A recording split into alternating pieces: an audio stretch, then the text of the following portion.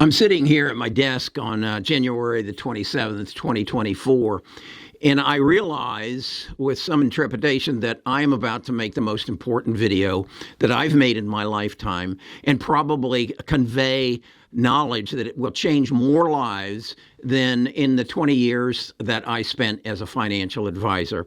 So this is important. And what I want to do is give you a leg up as to what's going to happen in what I believe is going to happen in the stock market that will equal, if not exceed, the impact of the financial crisis. The financial crisis involved residential housing and a collapse of about $300 billion worth of homes, which then had a multiple ripple effect of about a 10x. So it was probably about a $3 trillion mistake. Well, we're going into a commercial real estate problem that is worth somewhere in the neighborhood of $550 billion. And if we use the same multiple, it's about a $5 trillion problem. And it's going to impact the S&P just like it did back in 07 through 10 and affected the market for 6.5 years it took for it to get back to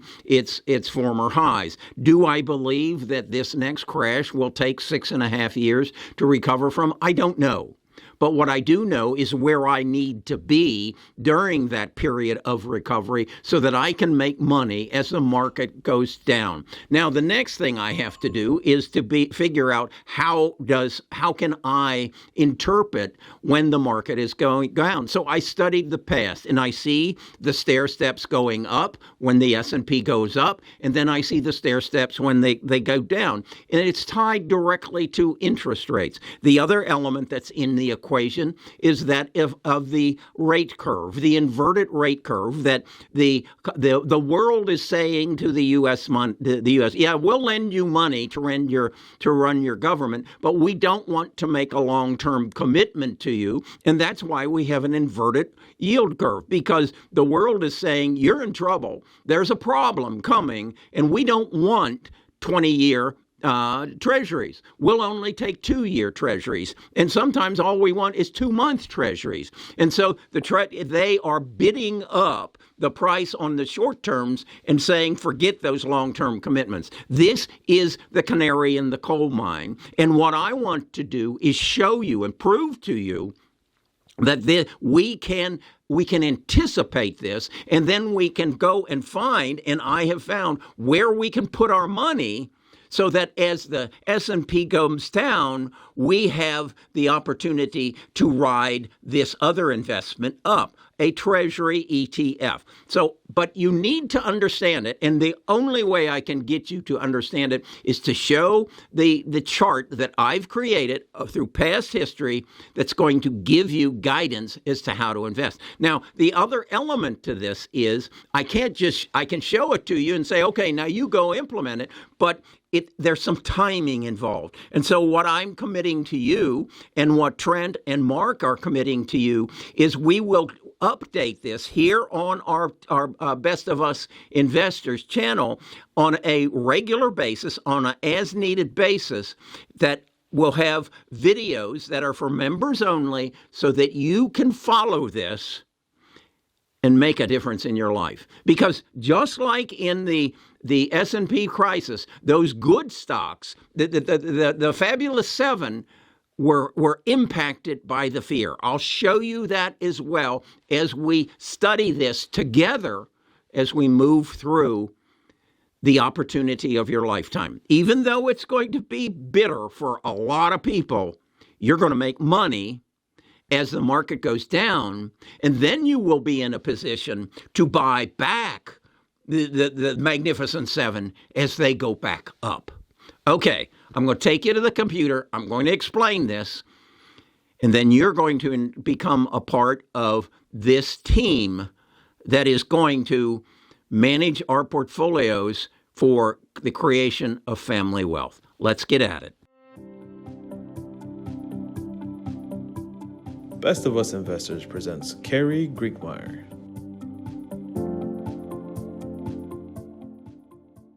Okay, this is the chart that we're going to use to give us guidance as to what the market is going to be doing in the coming months and the coming years, and how we can anticipate the correction that is going to occur by studying past history. So bear with me on this, because this is a lot of information to digest. I go back and I start in about 2002, and what I'm tracking is the S&P 500. You can see it in the jagged candlesticks as we go up here.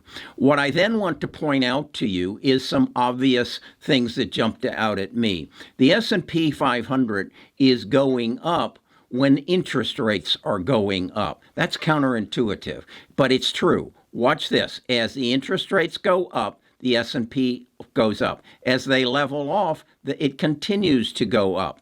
But as they come down, as interest rates come down, reacting to whatever political or monetary situation there is, the S&P 500 goes down as well. And when it gets all the way down, it goes into a crash. This is the subprime crisis. And what I'm telling you is the world knew the subprime crisis was going to happen before the monetary world did. And it happened as a result. You can see it in the inverted curve. Why is that the indicator? Well, in essence, what the world is saying, we don't want to give you long-term money, United States, because we see you've got problems in your future. And so the curve becomes inverted. In other words, you can make more money lending money to the United States for a shorter period of time than you can for a longer period of time. That's not normal. So we have basically a signal here with the inverted rates saying something is broken, and until it gets fixed, we aren't giving you long-term commitments. And that's what's happening right there. Even though the S&P, Wall Street doesn't recognize it, the financial markets do.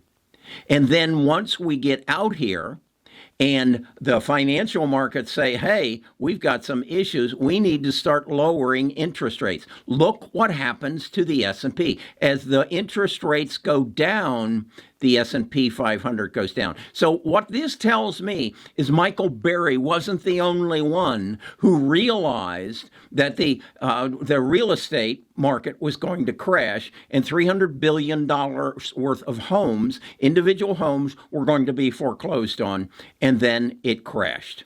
Now, watch that green line as we move through this scenario, because you will see that green line moves in the opposite direction of the S&P 500. In fact, it gives you signals that as it says, wake up, even though the S&P is going up, there's some problems in the making. So if we can learn about that green line, we can anticipate this crash. Now, let's see if that happens again. Well, we go through, and again, we have some downturns in the market, and the green line is telling us we need to pay attention because the market is going to move in an opposite direction. Then the market finds its comfort zone, and it runs fine. Now, this is bizarre. Here we start raising interest rates. And as interest rates go up, yes, the market continues to go up. And then we here see a plateau. Look what's happening to the yield curve. The yield curve is coming down actually here in March of 2018. It doesn't go below the 0 point. Right here it's at about 1.8. And we see interest rates starting to come down. I am looking at this, and I'm looking at that green line, and I'm saying, how did they know that the pandemic was about to happen? How did, if I'd looked at this and I'd say, why is the Treasury going up as the S&P 500 is going up, and what does it come up here? Why did it climb?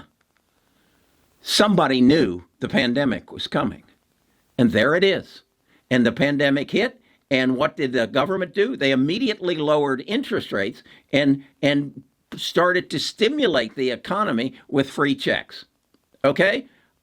I would have, from this, if I would have said, okay, we've hit the bottom, Now is when I need to start buying back in.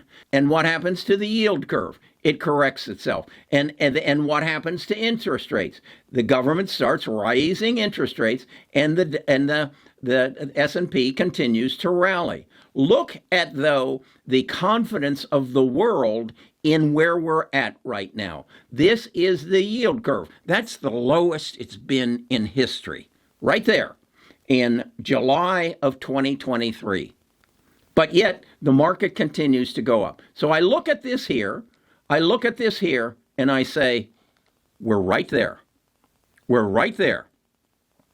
What's about to happen? Watch the green line. The green line has been coming down as the market has been going up. And now it makes a turn, it makes a correction down, and where's it going from there? Somewhere out here, it's going to be up there, because this is going to come to fruition. Already, these landlords in New York and San Francisco and Kansas City and Birmingham are giving the keys to the buildings to the bankers and saying, we have 40% vacancy in our whole city, and we can't make money because of what happened here. What happened there? You were told to stay at home. Our world changed, and they taught you how to do your job from home. And you learned what Zoom was.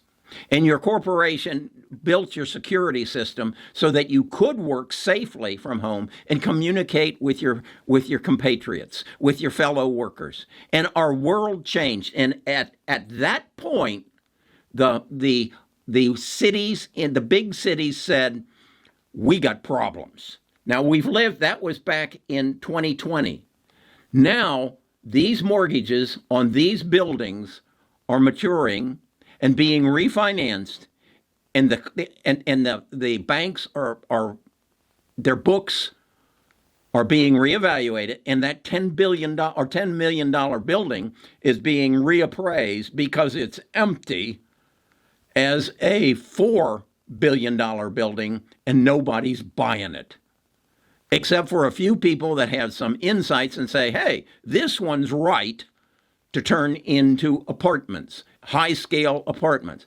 At the same time, these buildings are not paying property taxes because they're in bankruptcy. What's that doing to the municipality that's not collecting property taxes? They're laying off firemen. They're laying off policemen. They're laying off school teachers. What's that going to do to the economy? This is a domino effect. So as I said, that $5.35 billion worth of building foreclosures is going to 10x into $5.35 trillion of impact on our economy. Once we get through that, and we will get through it, just like we got through this, then that's where you and I go in and start buying the Magnificent Seven. So what then is this? This is TLT. This is an ETF that buys 20-year treasuries. And as you can see, it moves conversely to the S&P 500. So if we believe this S&P 500 is going to lose 20 to 50% of its value, then that means it's going to come down here to about the top of that bank building, and this green line's going to meet it at the top of the bank building. As it meets it there, we will sell TLT and start buying the Magnificent Seven again. We'll buy NVIDIA at 450. That's the strategy.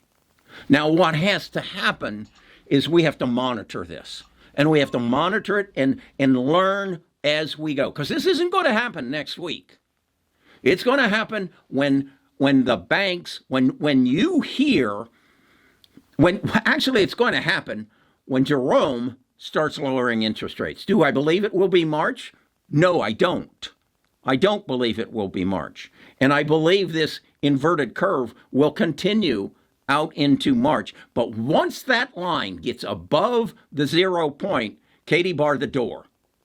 and we jump in and we're monitoring on a daily basis the TLT to see when it makes its turn. And as you can see, it made its turn way back here.